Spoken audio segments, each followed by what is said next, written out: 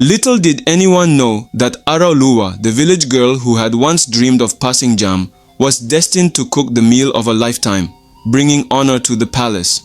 Once upon a time, in the lively town of Idofin, nestled deep in the heart of Nigeria, a young girl named Araulua had just finished her secondary school education at Idofin Community High School.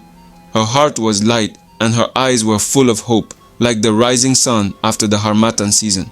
One evening, as the cool breeze from the trees whispered through the house, Araulua approached her mother, Mama Awa, with excitement bubbling within her. "Mama, I want to go and visit Grandma in the village to prepare for my jam and enter a higher institution," Araulua said, her voice dancing with hope. Mama Awa, a woman known for her sharp tongue and disciplined nature, gave Araulua a skeptical look. She wasn't one to jump at excitement so quickly. She believed in hard work and responsibility. Her face held the wisdom of 1,000 market days as she folded her arms and leaned against the wall. "Araulua, my daughter," she began, her voice steady like an elder, ready to share deep proverbs. "You are growing, my child. You are no longer a little girl. Life is not as easy as yam to cook. You want to visit your grandmother to prepare for jamb, right? That is good, but do not forget that the world outside is not like here. This life is like money. It has value, and we will all give an account of how we spend it.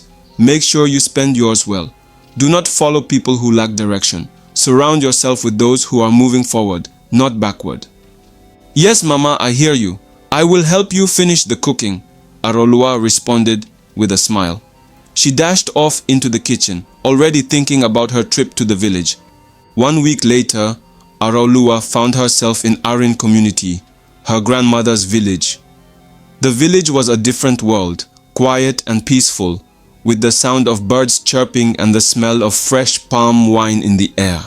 Her grandmother, Iya Alake, was waiting with open arms. The old woman had more energy than many young people in the village. "Araulua, my child, welcome, welcome. How is your mother? How is life in the city? Ah, you have grown so much. Look at how beautiful you are." Iya Alake's face beamed with pride. Araulua chuckled. "City life is fine, Mama. I just want to stay here and focus on my jam preparation." Village life was a far cry from the noisy, fast-paced city. Iya Alake was a well-known cook in the community. Her delicacies were the heart of every celebration.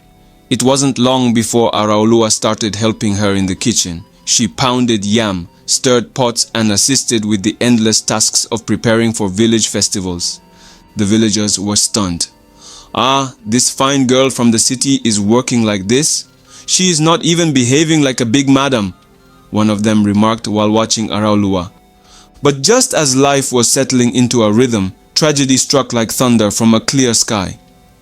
One afternoon, news reached Araulua in the village that her mother had been involved in a fatal accident and had passed away on the spot. The woman who had taught her life lessons and given her the strength to face the world was gone. Araulua's world shattered. The village seemed darker now, and the sound of birds felt like mockery. Her plans for jam and university froze like a river in Harmattan cold. She stayed in the village, mourning, finding comfort in her grandmother's presence, and keeping busy with the cooking business. Time moves on, even when grief seems to stop everything. Months passed, and the villagers gradually stopped offering condolences. Araulua found herself smiling again, even if just a little.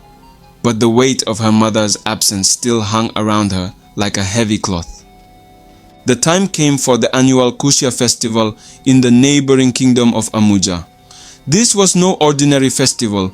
It was the grand celebration of the king's birthday, and the whole village buzzed with excitement. As usual, Iya Alake and Araulua were hired to prepare the food. This was a serious task, the kind that had to be perfect or risk royal disgrace. They worked day and night, ensuring every ingredient was fresh and every dish seasoned to perfection. Araulua's skills had grown since her arrival in the village. She was no longer just helping. She was cooking like a professional. The villagers had started calling her Chef Araulua.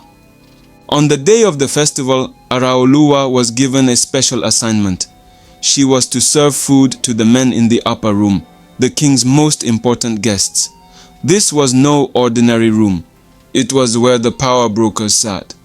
As Araulua walked in, balancing trays of steaming food, one of the king's closest friends, James, took notice. "Ah, who is this fine girl serving so gracefully?" James asked, nudging the king with a mischievous grin. The king smiled knowingly. "That's Araulua, daughter of Awa from the Umwado family. Her mother recently passed away. She is helping her grandmother now." James thought for a moment, then leaned back. "You know, my sister is looking for a house help. This girl would be perfect." The king raised an eyebrow. "Which of your sisters?" "The queen of Kubwa city," James replied. The king nodded, a plan forming in his mind. After the festival, James approached Araulua's grandmother and they discussed the possibility of her going to work as a house help for the queen of Kubwa city. At first, Iya Alake was hesitant. Araulua was still young and grieving, but she also knew this was an opportunity for her granddaughter to experience life beyond the village. Soon, Araulua found herself standing before a grand palace in Kubwa city. Its walls towered like mountains. Life in the palace was nothing like the village. The queen, a regal woman with the air of someone who had never heard the word poverty, took an immediate liking to Araulua. She admired Araulua's work ethic, humility, and grace. In no time, Araulua became indispensable in the palace, learning the ins and outs of royal service. However, palace life was not without its drama. The cooks, jealous of Araulua's growing influence, often whispered behind her back, "See this small girl from the village. She thinks she can take over our work," one of the cooks muttered, rolling her eyes.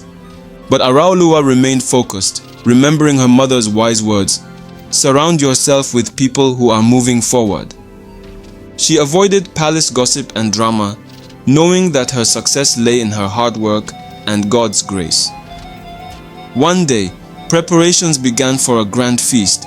10 kings from neighboring cities were coming to honor the king of Kubwa city. This was no ordinary occasion. Tradition required the queen herself to prepare the meal. Everything seemed to be going smoothly until disaster struck. Just before the feast, the queen went into her private chamber to change into her royal attire. Tragically, she misstepped and fell. The fall was fatal and the queen passed away instantly.